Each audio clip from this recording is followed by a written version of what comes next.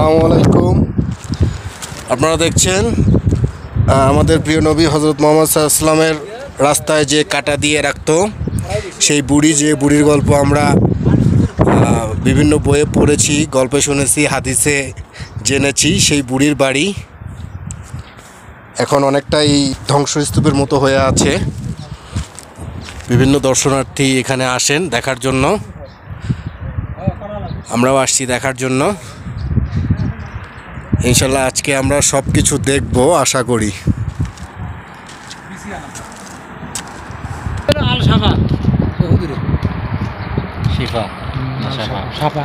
আল সাফা